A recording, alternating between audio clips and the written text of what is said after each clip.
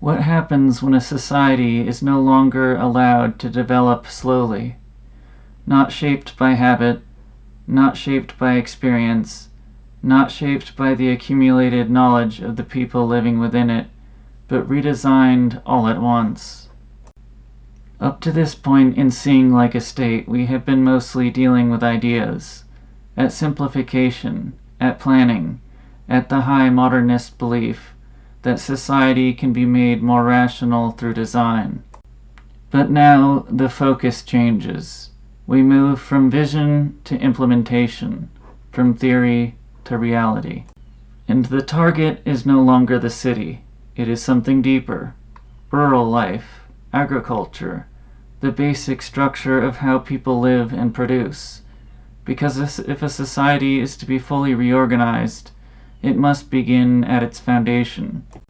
The ambition here is extraordinary, to take something as complex and deeply rooted as agriculture and make it legible, standardized, measurable, controlled, to transform it from a lived practice into a system.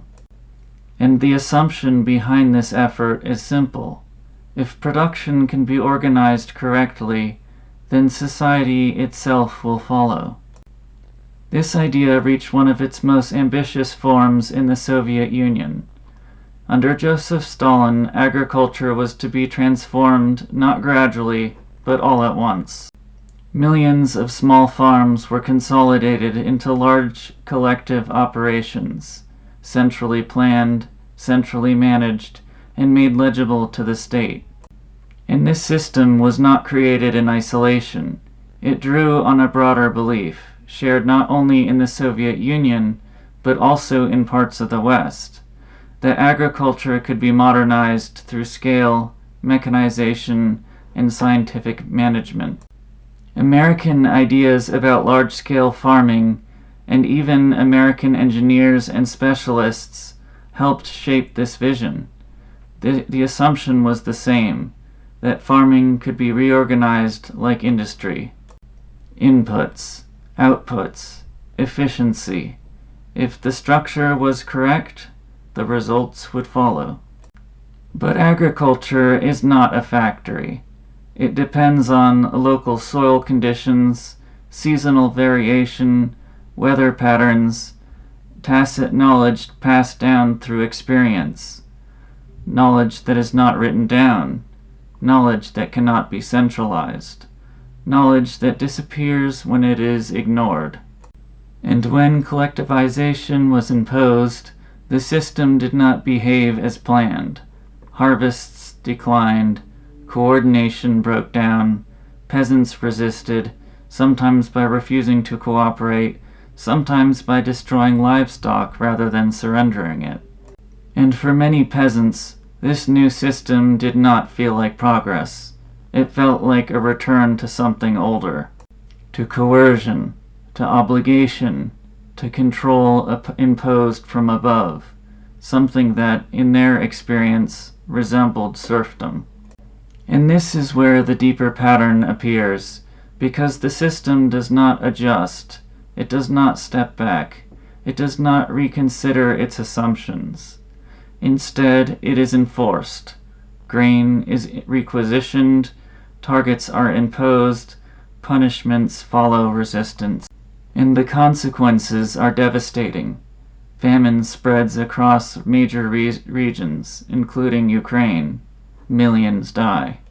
Estimates vary, but range from several million to far higher figures, with some accounts placing the toll as high as tens of millions, when the broader effects of collectivization and dekulakization are considered.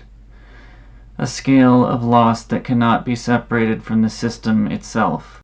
And yet, if we look at this only as a failure, we miss something important, because in another sense, the system did succeed. Not in increasing production, but in something else, in making agriculture legible to the state. Before collectivization, farming was dispersed, local, difficult to monitor.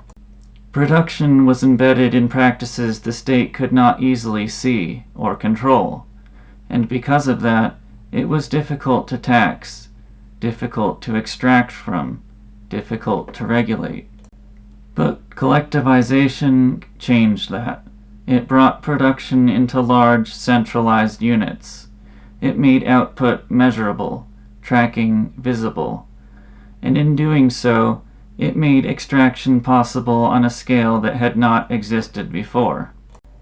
So even as the system failed to produce more, it succeeded in taking more. Grain could now be requisitioned, targets could be enforced, resources could be extracted, not because the system worked, but because it could be controlled. Because when a system must be forced, it does not simply fail, it becomes something else. It becomes something that must be made to appear to work. And when that happens, it no longer remains abstract. It becomes real in consequences, in pressure, in suffering, because when reality resists, it is not the model that yields, it is the people. And this is what makes this case so important. The failure was not accidental. It was not simply a mistake in execution. It followed from the assumption itself that a complex living system could be redesigned from above. Because a functioning society is not simply built, it emerges through practices that cannot be fully formalized, through knowledge that cannot be fully centralized, through people who are not interchangeable parts of a plan. And when those things are ignored, what begins as an attempt to improve the human condition can become something else entirely. In the next chapter, Scott turns toward another case, a different country, a different system, but the same logic and the same pattern. I'll see you in the next episode.